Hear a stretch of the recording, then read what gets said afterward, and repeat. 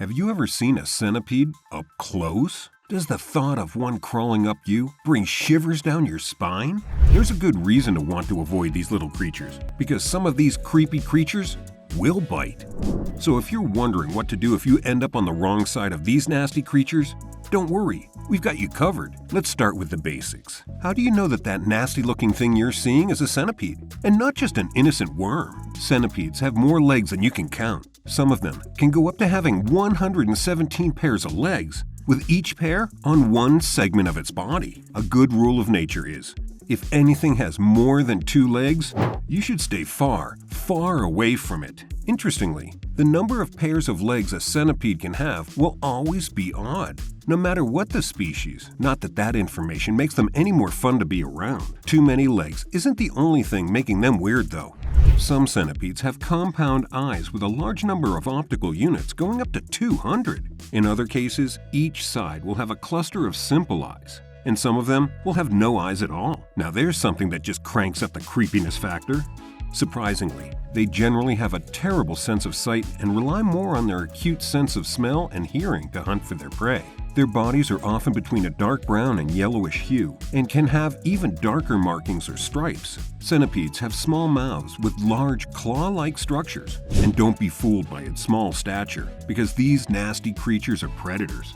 They're all venomous, and they all have a nasty bite. Worried you might find one lurking around? Here's a list of places to avoid. Centipedes are usually found in high moisture and humidity areas, including rotten logs and loose bark of trees, in piles of trash or leaves and grass, and under stones. Centipedes that invade houses are most likely to be found in places with high humidity, like basements, bathrooms, around potted plants, and in damp crawl spaces. You'd be surprised to know another secret spot you might want to look out for is in piles of wet or unwashed clothes. But hey, if you keep on top of your laundry, you should be fine, right? Here's another reason to be afraid of centipedes, though. They're carnivores and feed on other insects and meat. These nocturnal creatures sleep through the day and crawl out at night to hunt. Their deadly way of disarming their prey involves them injecting venom through their modified front legs. Common types of prey for centipedes include silverfish, fire bats, crickets, spiders, and moths. They also eat cockroaches, so at least they're doing some good for the world.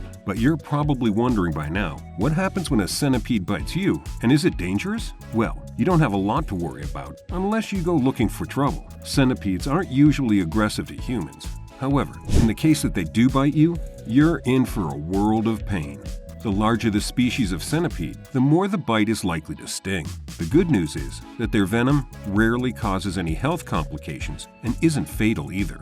But centipede venom contains a variety of toxins that can cause serious allergic reactions in some people. While in most cases centipede bites don't usually cause systemic effects, to those with allergies to bee and wasp stings, it can cause significant cardiovascular neurologic effects.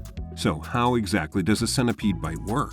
The insect will puncture through your skin with its clawed point legs that are located on its first body segments. You can get bitten by picking it up, handling it roughly, and even accidentally stepping on one. One species, known as Scolopendra subspinipes, causes extremely painful symptoms and a lot of irritation if it manages to bite you, but we'll talk more about that later in the video. If you get bitten by a centipede, you'll notice 2 puncture marks on your skin where the venom has been injected. The area around the bite might become swollen and red or pink. Compared to the bee sting, a centipede's bite tends to be more painful, especially in larger species.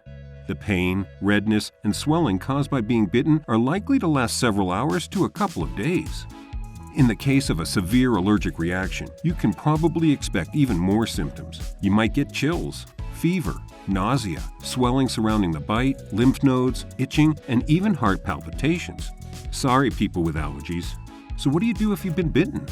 Well, the first thing to do is apply heat to the bite immediately by putting it in hot water or applying a hot compress and washing it out with antibacterial soap to dilute the venom. To reduce immediate swelling, you can use ice packs to provide instant relief. While the bite is usually painful, medications can be taken to reduce pain, inflammation, and allergic reactions. Antihistamines, anti-inflammatory drugs, and anesthetics are your way to go. If you feel like you might be at risk of infection and can't identify what has bitten you, it might be a good idea to visit your doctor. If your fever does not subside within 48 hours and the infection worsens, you should definitely take a trip to the ER. Basically, think rationally, don't panic, and have some common sense, and you'll be just fine. Which means you don't really have to be worried about any creepy crawlies lying around the house. While people do suffer from painful centipede bites, the chances of you dying from one are close to zero. Only one confirmed death has occurred from its bite, and even that was nearly a century ago. In the summer of 1932, a girl from the Philippines suffered a venomous giant centipede bite to her head. She died after getting a major infection. There have been other cases like this where people have suffered near-death experiences from centipede bites. For example, a few years ago, a 22-year-old nearly died after being bitten by a giant centipede on his finger. Even though he hadn't had a history of heart issues before, he unfortunately suffered a heart attack, which doctors suggest perspired from the bite. Another victim from Arizona developed rhabdomyolysis, which is a type of acute kidney injury upon sustaining a centipede bite. Their symptoms included swelling, localized pain, discoloration, and numbness of the limbs. She made it out alive, but since then, she's been suffering from neurological damage that still impacts her coordination. But don't worry too much. These are isolated incidents that aren't really likely to happen to you, unless you're really unlucky. Now that we've scared you enough, though, you're probably wondering how you can deal with a centipede if you ever encounter one. If you see one around your house, get rid of it immediately and dispose of it, because centipedes can attack and bite several times if they feel threatened. The easiest way is to prevent them from coming into the home at all, which can be done by keeping a dry, clean environment inside and outside your house. Turns out, staying clean really does have its benefits. Seal all open holes and cracks and eliminate any potential food source for the cretins. To repel them, you can sprinkle salt, slice pandan leaves, and put them in containers around the house, or use lemongrass as a natural repellent. Mothballs and pesticide sprays can also be used to prevent them from crawling into your living spaces. If one does manage to lurk into your house, you can remove it using a vacuum cleaner. But if you see a larger infestation, you should probably be calling the pest control. As for the people who are centipede enthusiasts, here are some cool facts about the venomous many-legged insects. Common household centipedes live for about a year, but some species can go up to 5 or 6. Here's a creepy fact. Most centipedes are 0.4 to 4 inches long, but some of them can be as big as 12 inches. That's a foot-long centipede. Imagine finding that hiding in your laundry. The largest centipede species is the Scolopendra gigantea, which can be found in the tropical areas of the US and Trinidad. This species usually reaches a length of up to 8 inches. While these terrifying creatures may look like they have the moist and sticky skin, their surface is actually pretty waxy and smooth.